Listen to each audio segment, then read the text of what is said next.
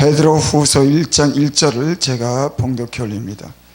예수 그리스도의 종과 사도인 시몬 베드로는 우리 하나님과 구주 예수 그리스도의 의를 힘입어 동일하게 보배로운 믿음을 우리와 같이 받은 자들에게 편지하노니.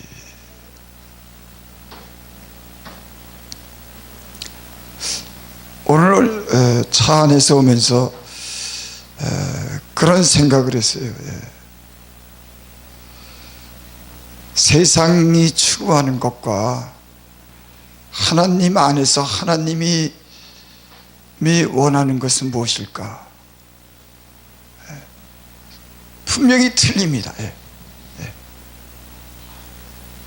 그러니까 육신적인 삶과 영적인 삶이라고도 얘기할 수가 있죠. 저는 예수님을 믿기 전에 제 육신의 이 소욕을 쫓아 그렇게 살았습니다.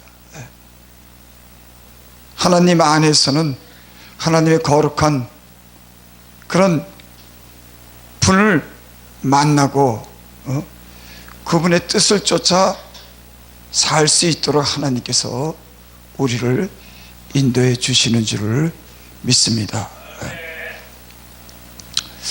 여기 오늘님 말씀에 보면은 그런 말씀이 있습니다. 보배로운 믿음을 우리와 같이 받은 자들에게 편지하노니. 예수 믿는 사람들은 보배로운 믿음을 가진 거죠. 그러니까 우리가 예수님을 믿고 그 믿음 안에서 우리가 추구하는 것들은 보배로운 것입니다. 제가 보배라고 하는 말이 무슨 말인가 그렇게 제가 한번 이렇게 찾아봤어요. 그랬더니 보배라고 하는 말은 귀하고 소중하다. 세상이 귀하게 여기는 것, 세상이 소중하게 여기는 그런 가치랑 우리 예수님이 믿는 소중하고 귀하게 여기는 건 가치랑 틀리죠. 틀립니다. 그런데 이 세상과 교회가 구별되고 달라야 된다는 이런 기준이 무너지고 세속의 물결이 이렇게 믿는 사람들에게 교회에 이렇게 들어오게 되는 것을 우리가 보게 됩니다. 그러면서 무슨 생각을 하게 되냐면, 아니 교회와 세상이라고 하는 것은 뭔가 구별되는 게 있어야 되는데, 뭔가 다른 게 있어야 되는데, 여러분 그렇지 않습니까? 교회가 성도가 추구하는 것, 이 세상이 추구하는 것은 분명히 다릅니다. 그리고 구별되도록 우리는 그것을 우리가 알 수가 있는 거죠. 그래서 여기 오늘 말씀에 보배로운 믿음을 우리와 같이 받은 자들에게 편지한다 라고 하는 그런 말씀이 여기 있습니다. 요한 1서 2장을 한번 보겠습니다. 요한 1서 2장을 보면은 15절 16절을 제가 봉독해 올리겠습니다. 이 세상이나 세상에 있는 것들을 사랑치 말라. 누구든지 세상을 사랑하면 아버지의 사랑이 그 속에 있지 아니하니. 세상에는 사랑할 만한 것들이 있나 봅니다. 육신적인 삶을 살 때 우리가 예수님을 믿기 전에 우리는 세상을 사랑했어요. 세상이 주는 것이 무엇인지를 압니다. 또 16절에 보니까 이 세상에 있는 모든 것이 육신의 정욕과 안목의 정욕과 이 세상의 자랑이니. 그러니까 이 세상의 모든 것이 우리가 예수님 믿기 전에 이 세상을 사랑했는데 이 세상의 그 모든 것이 육신의 정욕, 그러니까 육신이 이 어떤 그런 우리 육신이 어떤 정욕, 탐욕을 얘기하는 거죠. 욕심이라고 해서 여러분 다 나쁜 건 아니죠. 지나치는 겁니다.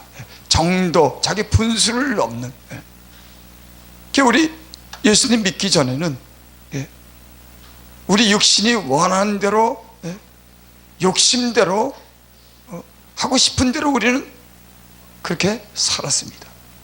예수님 믿고서는 우리는 이 탐욕이 뭔지, 때는 우리 분수에 넘지 않도록 우리가 예수님 안에서 살기 위해서 우리는 그 정도를 우리는 알고 살아가는 줄 믿습니다.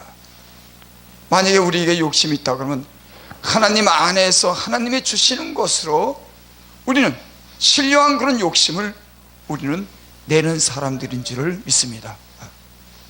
이 세상에 육신적인 것으로 우리 육체를 위해서 때론 분에 넘는 그런 욕심으로 사는 것이 아니라 이제 예수님 안에서 신령한 삶을 살도록 주님은 우리에게 보여주시고 우리에게 말씀하신 줄을 믿습니다. 육신의 정욕과 안목의 정욕과 눈으로 보이는, 그래서 우리가 세상에 살면서 보면은 우리 눈이 보고 싶은 대로, 즐기고 싶은 대로 우리가 가기도 하고 보기도 합니다. 때로는 보지 말아야 될 것을 우린 보기도 하고, 또 세상을 지나치게 사랑해서 세상에 있는 것들을 너무 많이 보기를 원하는, 세상을 사랑하기 때문에 하나님 안에서 신령한 것, 하나님의 나라에 관한 그런 신령한 것을 보기를 원하는 것보다는 세상에 눈에 보이는 것을 사랑하고 그것에만 만족을 누리는 그런 세상이 됐는지도 모릅니다. 그래서 지금은 보니까 사람들이 시간만 남은 이제는 뭘 맛있는 거 있다 그러면 그 맛있는 거 너무, 여러분, 사람은 맛있는 걸 먹고 싶어 하는 거예요. 하지만은 요즘의 사람들은 너무 지나친 것 같습니다. 어디가 맛있는 거 한다고 하면은 거기 그냥 어떻게든지 찾아서 그 맛있는 거 하나 먹으려고, 그게요 너무 도가 지나친 거예요.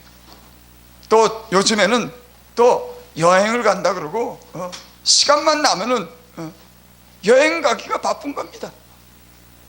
그것도 어떻게 보면 지나치면은 육신의 일을 도모하는 겁니다. 세상을 사랑하기 때문에 안목의 정욕을 따라서, 육신의 정욕을 따라서 지나치게 사는 세상이 됐습니다.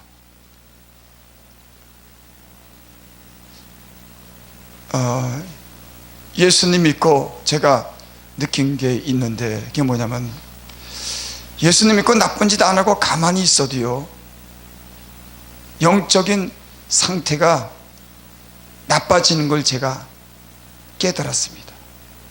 가만히 있어도 아무것도 안 해도 사람은 세상의 것이 물드는 것을 발견했어요.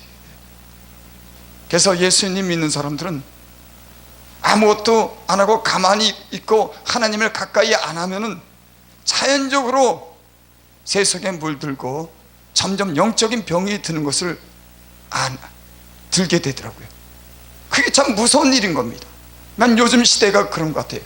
하나님을 가까이 하고 사모해야 되는데 그저 가만히 있는, 나쁜 짓 안 한다고 가만히 있고 평범한 어떤 그런 삶을 사는 것 자체로 만족하고 그렇게 사는 게 얼마나 영적으로 퇴보되고 은밀하게 우리 안에, 우리 심령 속에 나쁜 것이 우리 안에 슬며시 들어오고 세속적인 사람으로 만드는 것인지를 우리는 깨닫지 못할 때가 있어요. 그래서 일반적인 사람들 경우에는 보통 뭐 나쁜 짓 안 하는데 먹고 살기 바쁜데 그저 일상적인 삶을 통해서 그렇게 사는데 뭐 그게 문제가 되겠어? 아니, 그게 문제가 되더라고요. 그래서 성경에는 하나님을 가까이 하고 모이기를 피하는 어떤 사람같이, 모이기를 피하는 사람같이 되지 말라 그랬어요. 예수님을 믿고 제가 경험한 건데, 하나님 주님 안에서 찬양하고 기도하고 하나님 말씀을 듣고 믿는 사람끼리 서로 신령한 노래를 부르고 그 안에 좋은 얘기를 나누고 때로는 어려운 사람들을 돕고 이런 일을 하는 것이 영적으로 우리를 지켜주는 거라고 하는 걸 깨달았어요. 요즘 이 시대는 문제가 있습니다. 어떤 문제냐? 모이기를 피하는 겁니다. 그 주님의 이름으로 모이는 곳에 주님은 약속하고 오게 신령한 좋은 은혜를 베풀어 주시는 줄 믿습니다. 그래서 하나님을 잘 믿다가 믿음이 약해지고 점점 세속에 물들면서 오는 그 현상이 뭐냐면은 교회를 멀리하는 겁니다. 하나님을 점점 멀리하는 거예요. 반드시 거기에는 세상을 향한 그런 마음이 생기는 겁니다. 하나님을 그 마음에 두기를 싫어하는 그것이 그 이유이기도 합니다. 그래서 많은 사람들이 잘못된 경우에 보면은 점점 교회를 멀리하고 예배를 소중히 여기지 않고 하나님을 가까이 하지 않는 이런 모든 것에서부터 신앙이 나태해지고 결국에는 문제가 생기는 줄을 믿습니다. 그래서 이 병도 그렇더라고요. 병도 이 알지 못하게 자기의 몸에 생기는 이런 병에 대해서 우리가 그걸 깨닫지 못할 때가 있어요. 방심한 거죠. 조심하지 않은 겁니다. 이렇게 병원에도 가보면은 그 어떤 병이 생기는 거예요. 때로는 무리한다든지 어떤 욕심을 부린다든지 생활에 절제가 못한다든지 근데 그것을 예사스럽지 않게 생각하고 나서 병원에 가게 되면 문제가 병원에 가면 이미 그 안에는 어떤 병이 든 거죠. 저는 이 영적인 어떤 예수를 믿는 사람들의 신앙 안에서 병드는 것도 이렇게 병이 된다고 생각을 해요. 슬며시 영적인 상태가 늘어내지고 어떤 깨어있지 못하는 상태가 계속 지속되다 보면은 그 안에 영적인 병이 생기는데 그것을 본인이 느끼지 못하는 거더라고요. 참 저는 이렇게 부흥회 다니고 이렇게 저도 물론 거기에 해당됩니다만 보면은 사람들이 자기가 어떤 그런 문제가 있다는 것에 대해서는 사실 대부분 사람들이 그걸 모르더라고요. 저도 그러겠죠. 다른 사람이 볼 때 분명히 문제가 있는데 그게 너무 오래도록 그 안에 슬며시 들어와서 자리 잡은 거예요. 그리고 그것이 습관화된 겁니다. 그렇기 때문에 그걸 자기가 인지하지 못하는, 깨닫지 못하는, 사실 이런 병들이요 우리 예수님 믿는 사람들에서 보면은 참 그런 병들이 많이 들었습니다. 습관처럼 그게 이미 몸에 배어서 그것이 영적이지 않은데 때로는 영적인 것으로 착각하고 때로는 그 문제를 전혀 해결하지 못하는 그런 상태를 보게 되는 겁니다. 그래서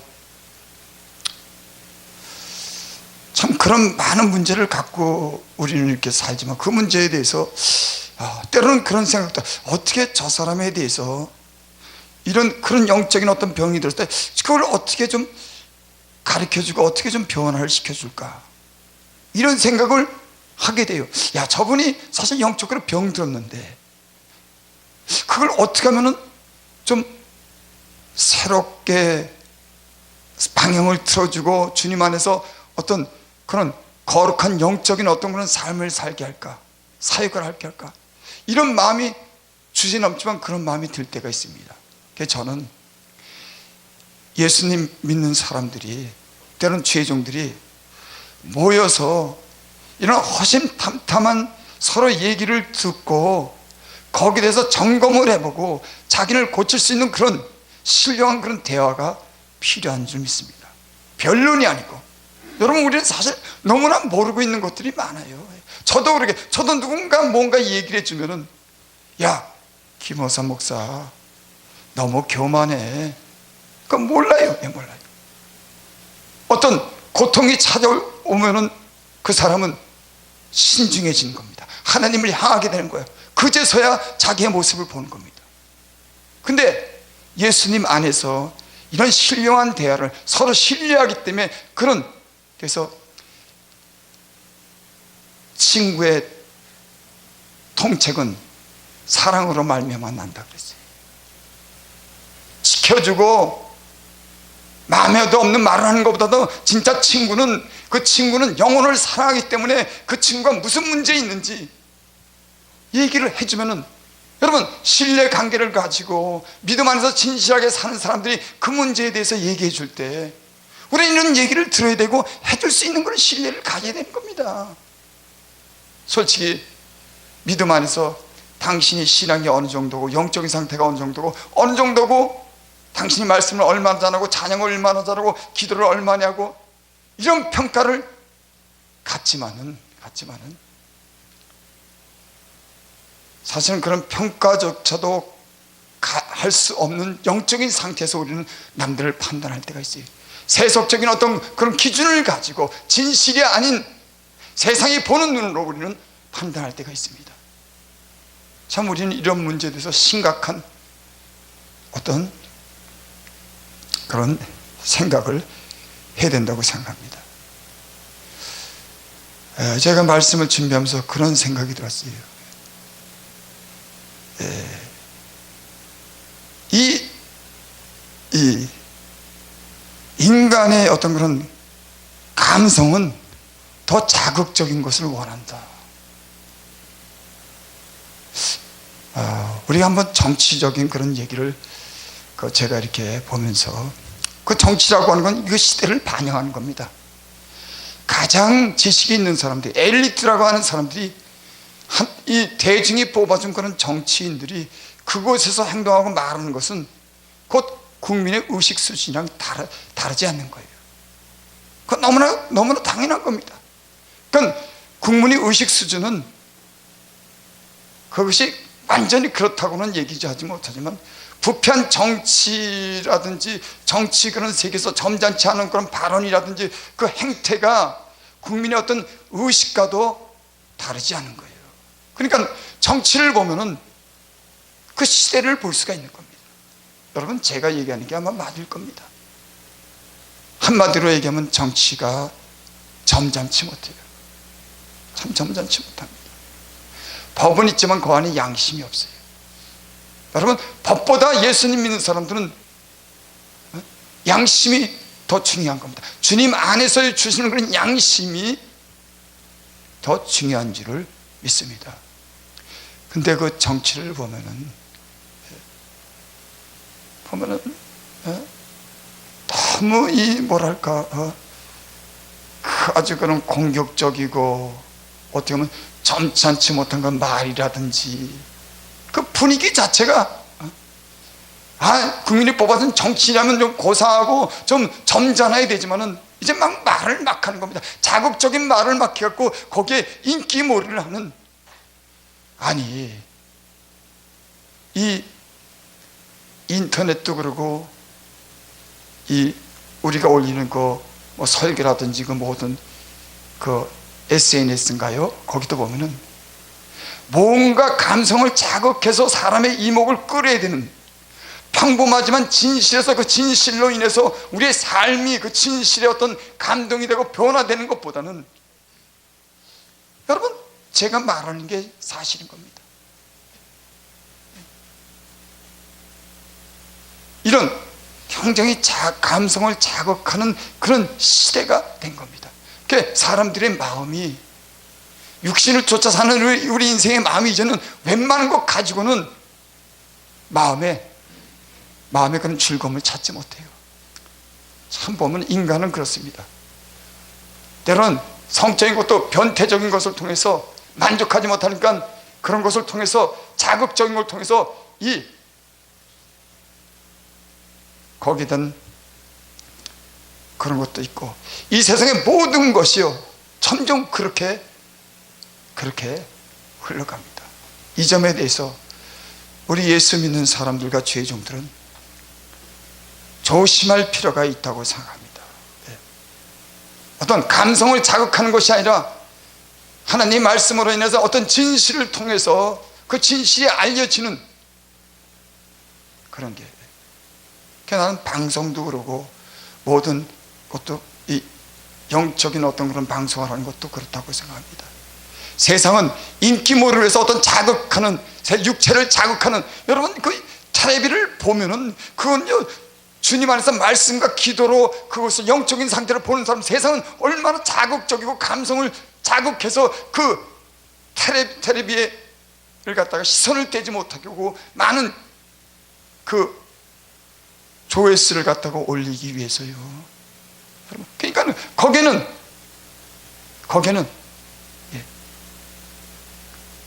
그런 게 너무 많이 있습니다. 그래서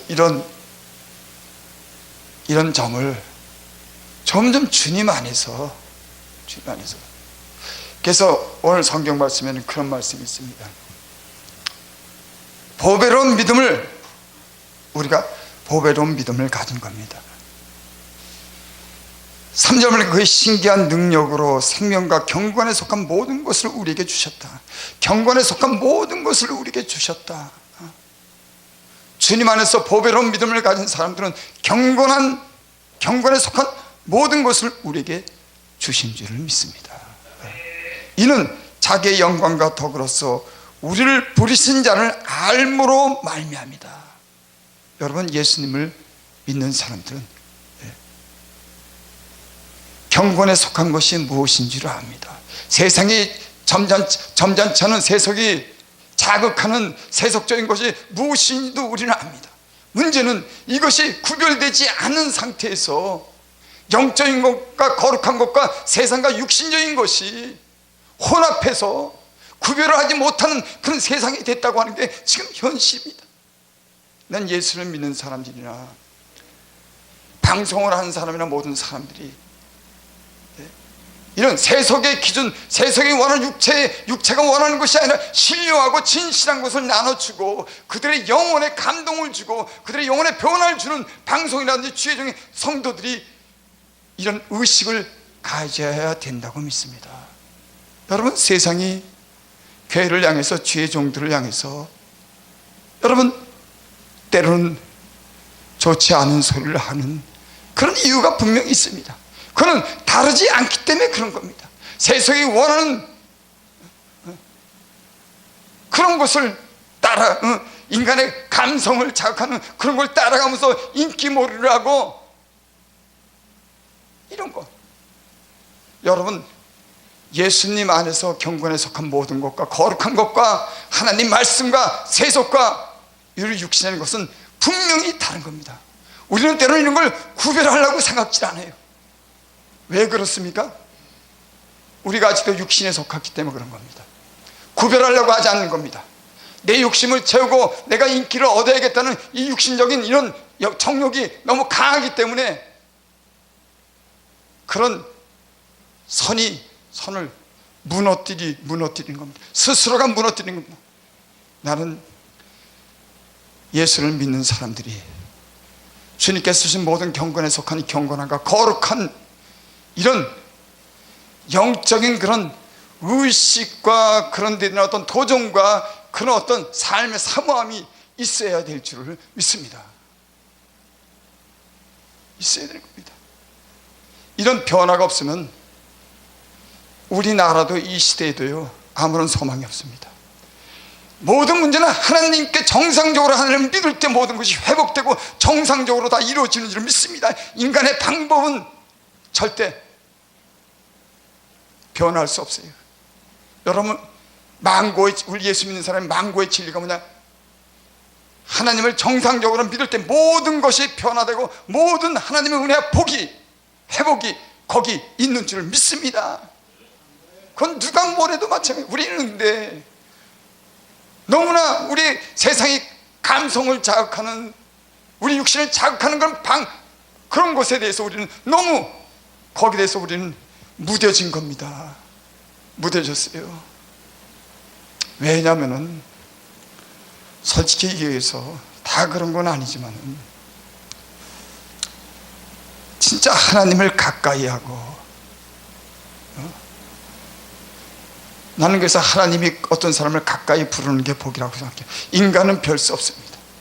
하나님을 가까이 할 때 그 안에 신령한 것과 하나님이 청결한 그런 빛이 영혼에 비치고 그 사람이 날마다 변화되는 삶을 살아가는 줄을 믿습니다. 그러지도 않아요.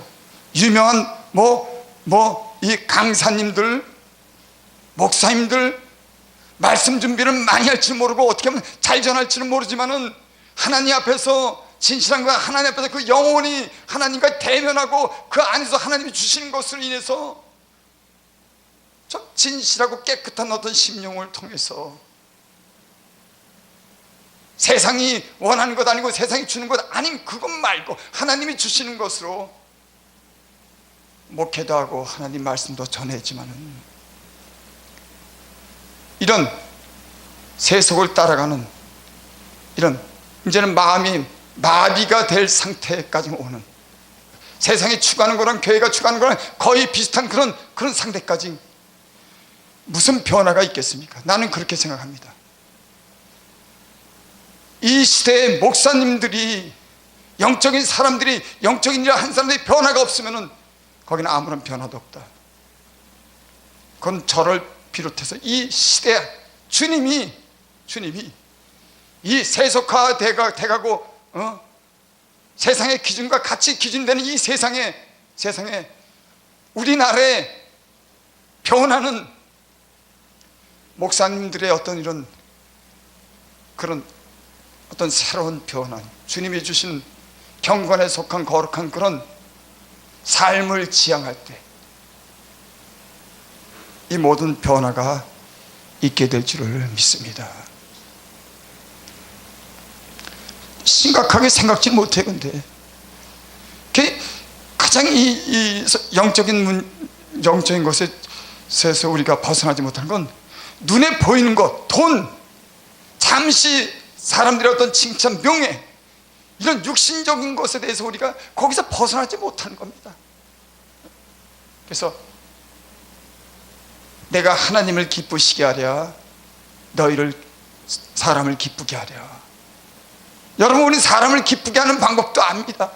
인생을 60 넘게 살았으면, 세상의 모든 것을 경험했으면 이제는 사람들이 원하는 것도 우리는 알아요. 제가 살아보니까 멍청한 사람 없더라고요. 다 똑똑합니다. 세상에 대해서 어떻게 반응하고, 세상에 어떻게 인기를 얻고, 세상에 어떻게 돈을 버는 이런 방법은 얼마든지 아는 겁니다.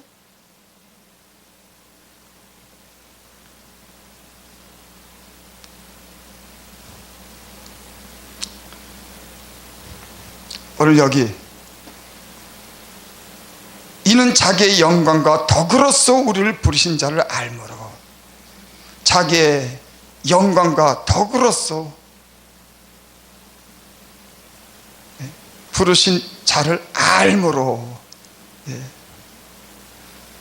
이로써 그 보배롭고 지극히 큰 약속을 우리에게 주사 이 약속으로 말미암아 너희로 정욕으로 인하여 세상에 썩어질 것을 피하여, 이 그 보배롭고 지극한 큰 약속, 보배롭고 지극히 큰 약속은 영원한 생명에 대한 보장인 겁니다. 저는 나이가 들면서 그런 생각이 들어요. 그러니까 이 주일도 어느 정도 나이가 좀 들고 좀 철이 들어야겠더라고요. 세상에 헛된 것을 갖다 경험하게 되는 거예요. 여러분, 지금까지 살면서 우리가 안 해본 게 뭐가 있습니까? 적당히 사는 사람들이 이 세상에 안 해본 게 뭐가 있겠습니까? 육신의 소욕을 쫓고 온갖 은밀한 데서 많은 죄도 짓고 모든 걸 다 해봤을 겁니다. 차이는 있지만 인생이 안 해본 것 없어요. 그러니까 나이가 들고 육신이 연약하면서 그 모든 것이 헛되다고 하는 걸 깨닫게 돼요. 점점 철이 들어갑니다.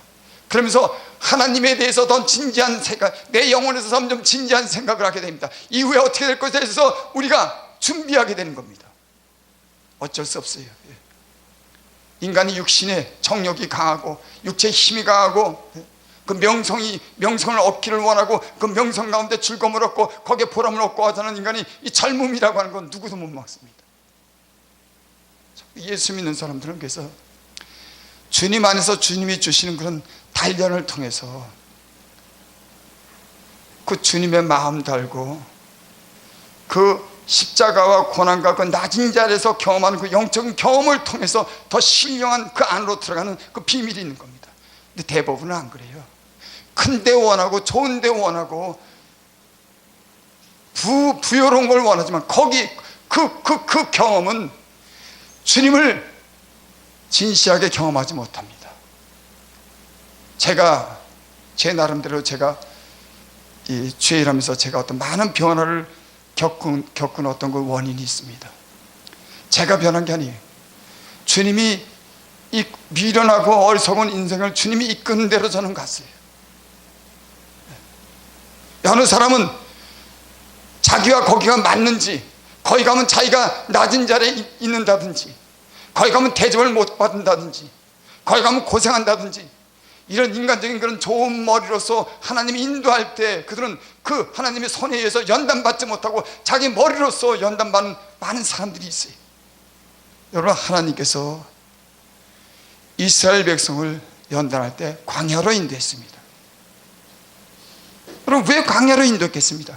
애굽의 그 풍요로운 어떤 삶 속에서 하나님께서 그 이스라엘 백성을 애굽으로 인도했어요.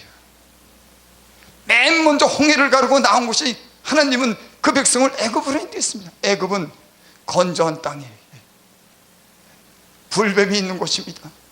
농사 짓지 못하는 곳이에요. 거기서 인간이 살 희망이 없는 그런 땅입니다.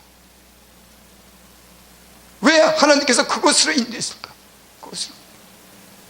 하나님은 그곳에서 하나님을 알게 하기 위해서 하나님의 수많은 역사를 통해서 하나님의 역사와 기사 표적을 보고 하나님을 인정하고 하나님 말씀에 순종하기 위해서 그 건조한 땅, 그 불뱀이 우글거리는 사람이 살지 못하는 땅으로 인도한 줄을 믿습니다. 이게 하나님의 섭리예요. 여러분께서 우리 예수 믿는 사람들, 예수 믿으면 잘 된다고 그 정도로 갖춰준 사람은 빠른 시일 내에 깨끗하고 경건하게 사는 그런 경건에 훈련이 된 사람들은 그런 복을 받습니다. 대부분 세상에서 방황하고 가난하고 약해진 사람들은 그런 복을 받기가 힘들어요, 사실은. 그래서 하나님을 배우고 하나님이 어떤지를 알고 그 말씀에 순종하기까지 수많은 시간이 걸리는 줄을 믿습니다. 여러분, 저는 그렇게 묻고 싶어요. 하나님께서 여러분들을 어디로 인도하셨습니까? 여러분들의 인생의 그 자국마다 여러분의 머리가 여러분을 인도했습니까? 여러분의 걸음이 여러분을 인도했습니까? 아니면 하나님이 손이 여러분들을 인도했습니까? 여러분 분명히 있어요. 머리가 좋고 세상을 아는 사람들은 항상 좋은 곳을 선택합니다. 하지만 예수님 안에서 하나님의 능력을 인정하는 사람들은 좋고 나쁘건 간에 하나님이 이끄는 대로 믿음을 가지고 자기를 던지고 그곳에서 많은 영적인 것을 배우는 줄 믿습니다. 그러니까 어떻게 보면 하나님을 신뢰하지 않기 때문에 그래요. 마음에 맞지 않는 곳에 갈 때 그건 자기 마음에 맞지 않는다고는 인간의 어떤 이성과 지혜가 미리 판단했기 때문에 하나님이 나쁜 때로는 좋지 않은 곳을 인도한다고 할 때 거기에 대해서는 벌써 그런 반응이 나오는 겁니다. 그건 하나님에 대한 신뢰를 못했기 때문에 그런 거예요. 아브람과 롯이 목축을 했을 때 거기에는 더 이상 자리를 잡을 데가 없어서 이제는 서로 다툽니다. 서로가 많은 어떤 그런 자리 싸움이 이루어진 거예요. 그때 아브라함이 그랬죠. 네가 좌하면 나는 우하고 네가 우하면 내가 좌하겠다. 이건 하나님에 대한 신뢰입니다. 하나님이 어디로 아브라함을 보내든지 하나님 그 복을 받을 수 있다고 하는 하나님에 대한 신뢰입니다. 우리는 안 그래요. 우리는 어떤 사람이 자한다 그러면 아니야, 거기가 자한데 네가 왜 자해? 내가 가야지.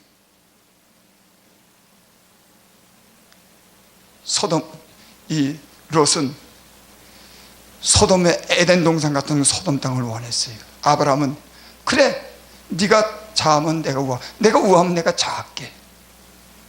믿음을 가진 사람들은 어떤 환경이다 하나님께서 보내시는 그곳에는 하나님의 도우심과 축복이 있다고 하는 걸 믿는 줄을 믿습니다. 우리의 머리는 그런 기준을 갖지 못해요. 주님 안에 산다고 하는 것은 하나님 안에서 결정하고 하나님이 주시는 말씀의 기준에 의해서 자기를 던질 수 있는 그런 믿음이 진짜 믿음인 줄을 믿습니다.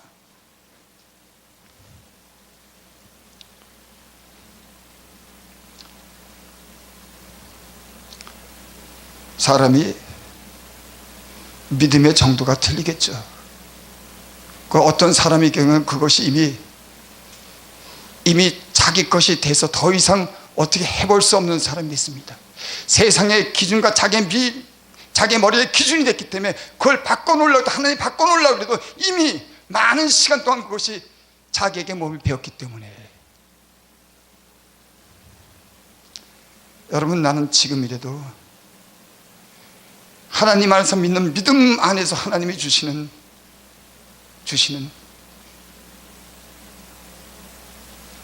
그래서 그 선택이 돈으로 인한 선택이 아니라, 세상의 인기로 위한 선택이 아니라 영적인 것을 위한, 자기 영혼을 위하고 다른 사람의 영혼을 위한 그런 기준과 선택이 되어야 될 줄 믿습니다. 한번 생각해 봐야 돼요. 내가 기준하고 내가 선택할 때 이 기준은 누구를 위한 건가? 돈을 위한 건가? 세상의 부귀양 영화를 위한 거. 여러분, 분명치 않습니까? 여러분, 너무 명확하지 않습니까? 우리는 왜 하나님 말씀 신령한 말씀을 들으면서도 우리는 세상의 기준과 세상이 주는 그 부귀에 대한 어떤 그런 세속적인 기준에서 벗어나지 못하고 우리는 그렇게 삽니까? 참 어떻게 보면 참 이상해요. 이상합니다. 여러분, 그렇다고 내가 누구나 그렇게 판단할 만한 그런 삶은 사람도 아니에요. 때로는 무명하지만 유명한 사람이 있습니다. 때로는 보이지 않지만 보이지 않는 곳에서 나라와 민족을 위해서 기도하고 이 세상에 주는 그 명예보다는 하나님의 때를 기다리고 고난을 무릅쓰고 참고 인내하면서 복음을 전하기를 힘쓰기 위해서 준비하는 사람이 있는 줄을 믿습니다. 솔직히 얘기해서요, 요즘 세상은 이상해요. 여러분, 제가 그런 말씀했죠.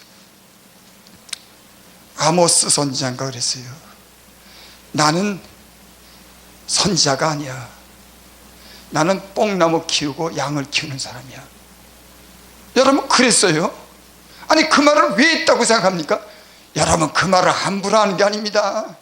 내가 세상에 무슨 누구보다도 능력을 많이 가지고 뭐 큰 역사를 이루고, 이런 말을 어떻게 인간이 그렇게 함부로 할 수가 있습니까? 인간은 내일도 모르는 게 인간인데, 잠깐 사이에 모든 것이 막 변하는데, 순식간에 알지 못하는 거 병에서 죽는데, 여기 있다가 어느 날 갑자기 다른 곳으로 가는데, 아니, 그렇지 않아요? 잠언서 한번 보겠습니다. 전도서인가요? 전도서.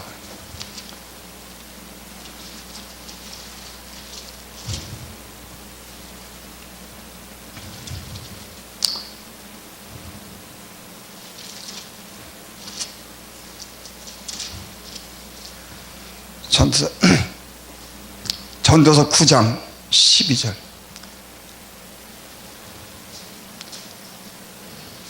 17절부터 봅니다.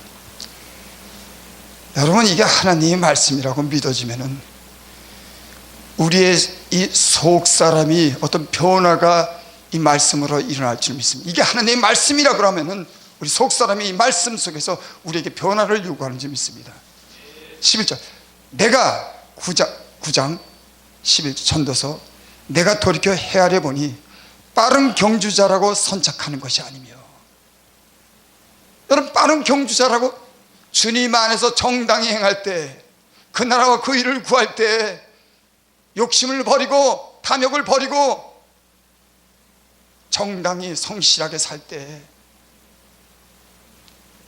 선착하는 것이 아니며, 유력한 자라고 전쟁에 승리하는 것 아니며, 제자라고 식물을 얻는 것 아니며, 명철자라고 재물을 얻는 것이 아니며, 기능자라고 은총을 입는 것이 아니니 이는 시기와 우연이 모든 자에게 임함이라. 시기와 우연이 모든 자에게 임합니다. 우리가 아직도 우리를 믿는다 그러면 그 사람은 어리석은 사람인 겁니다. 우리가 아직도 우리의 지혜를 믿고 우리의 건강을 믿는다 그러면, 우리가 계획한 걸 믿는다 그러면 그 사람은 아직도 인생을 모르는 사람인 겁니다.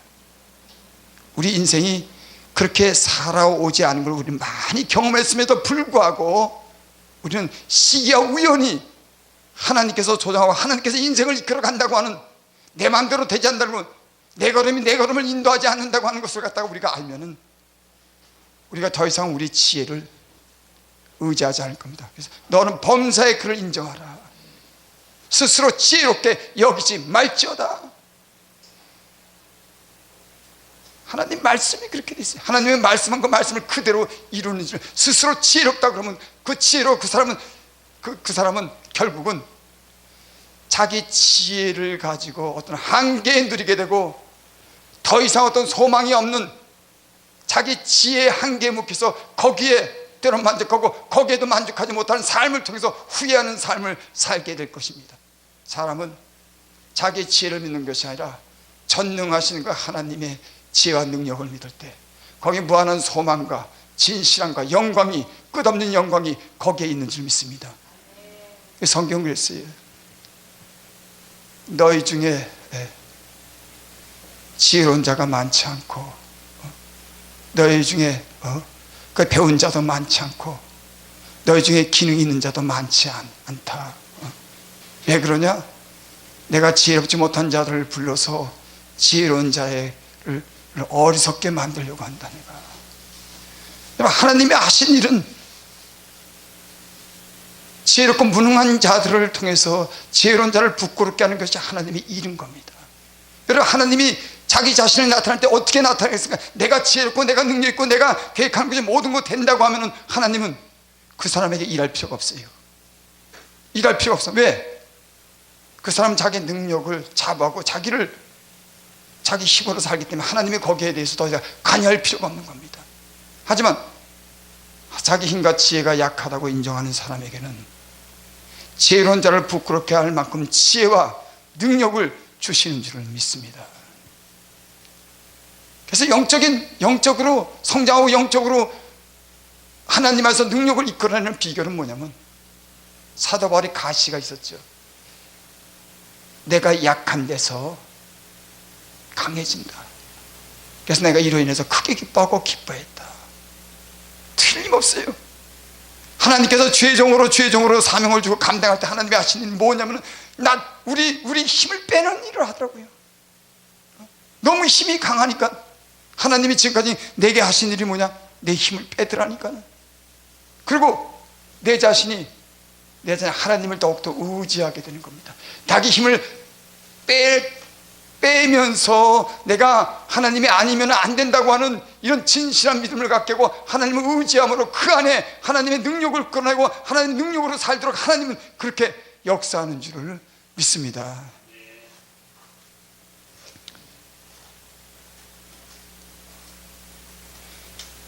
명철자라고 재물을 얻는 것이 아니며, 여러분, 명철자라고 재물을 얻는 게 아니에요. 사람은 착각하고 살아요. 제가 세상에서 장사하고 돈 버는 사람들도 보니까 신기한 세계가 있더라니까는. 거기 장사가 안 될 자리인데 그렇게 장사가 잘 되는 거예요. 옆집은 장사가 잘 되는, 이 옆집은 장사가 똑같은데도 신기하다. 똑같이 명철하다고 생각하고 똑같이 영구하고 똑같이 했는데 어떻게 한 사람은 저렇게 잘 살고 한 사람은 저렇게 영업이 안 될까? 그것뿐만이겠습니까? 인간의 눈으로 볼 때는 저 산골에다가 음식점을 차렸으면 거기는 안 돼야 되는데 미어 터지는 거예요. 거기. 하나님께서 복을 주셔야 되는 줄을 믿습니다. 명철한 자라고 되지 않는 줄을 믿습니다. 네.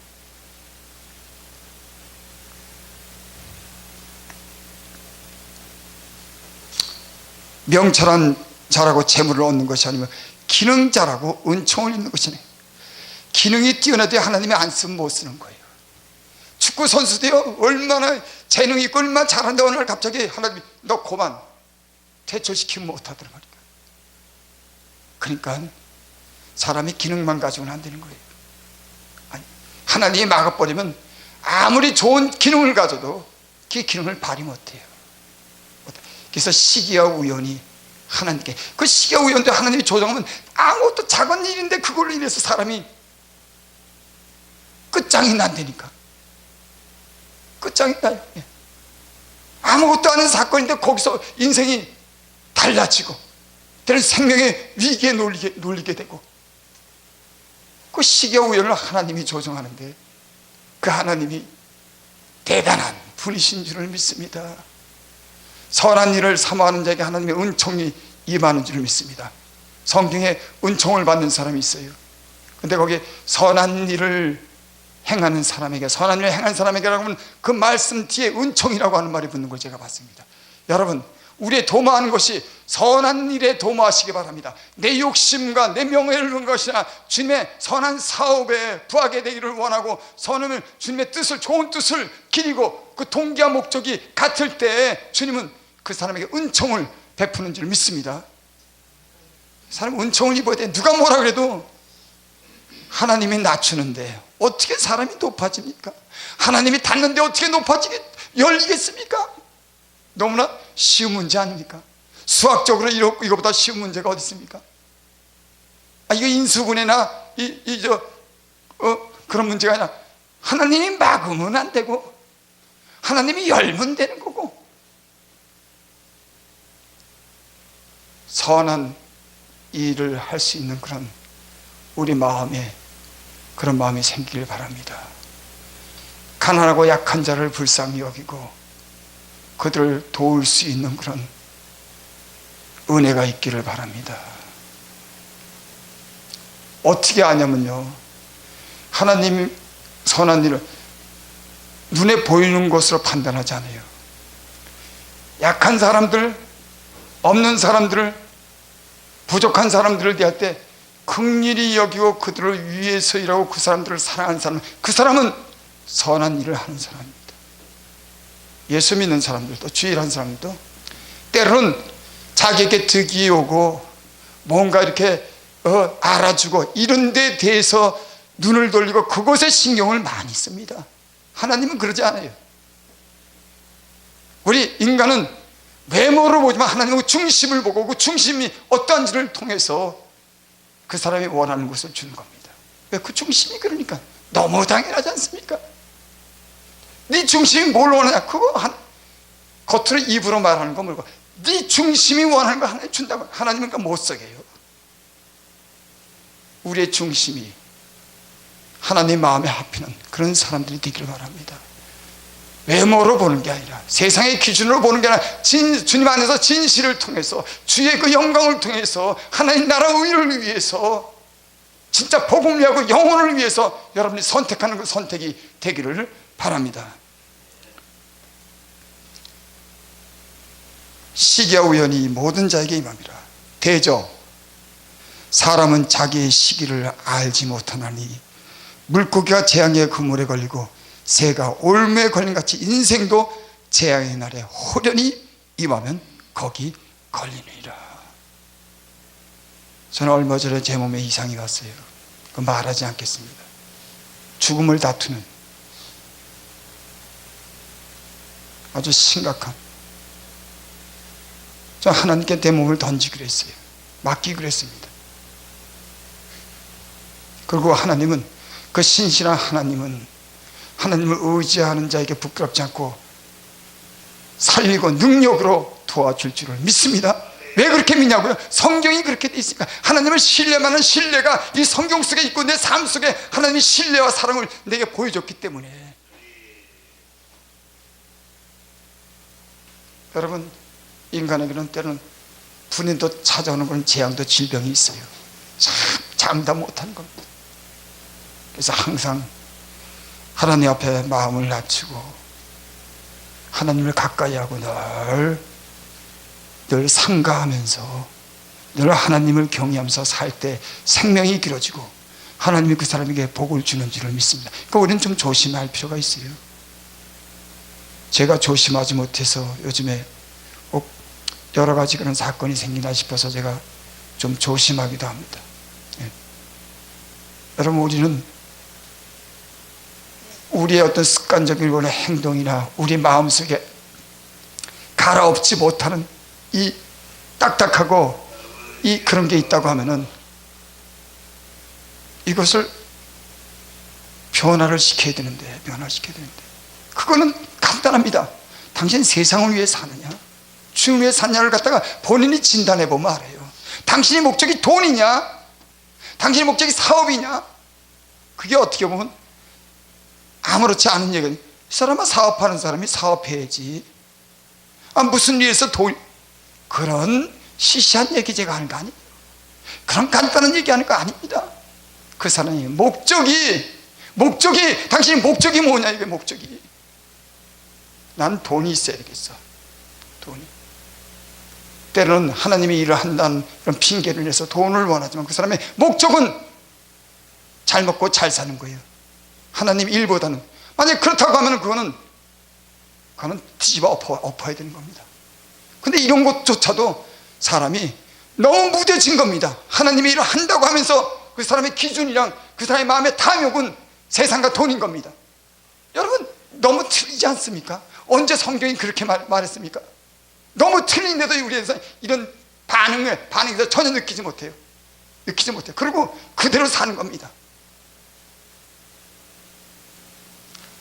누가 이런 말에 대해서, 말씀에 대해서 자유를 얻겠습니까? 나는 어떨 때는 우리가 너무 심한 그 정도를 우리가 보게 되는 줄을 압니다.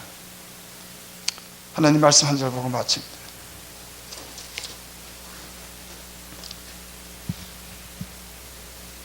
(4절) (5절) 봅니다.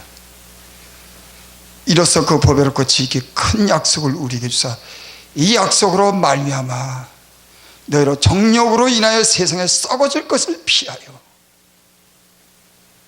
썩어질 것이 목적입니까? 우리 육체가 아니라면 하고 우리 육체가 있으면 얼마나 잘 사는 것이, 그것이 썩어질 것에 대한 정욕에서 피해서 신의 성품에 참여하겠는데,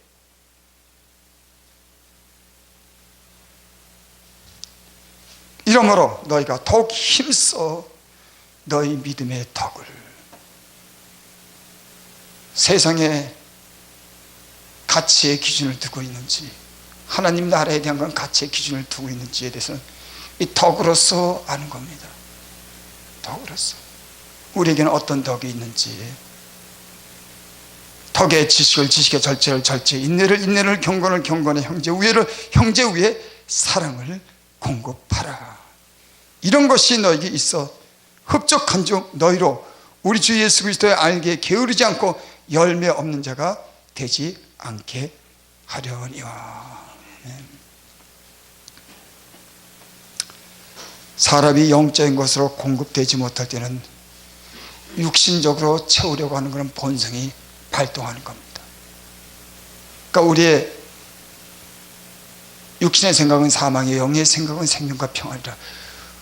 우리가 영적인 것이 주님 안에서 공급되지 않을 때 인간은 세상적으로 채우려고 하는 그런 욕망이 자연적으로 발동하는 거예요. 그러니까 우리는 깨어있어서 주님이 원하시는 기쁘신 일을 늘 생각하고 거기에 창념하고 그 일에 힘쓸 때 우리의 어떤 변화가, 우리의 발전이 있게 될 줄을 믿습니다.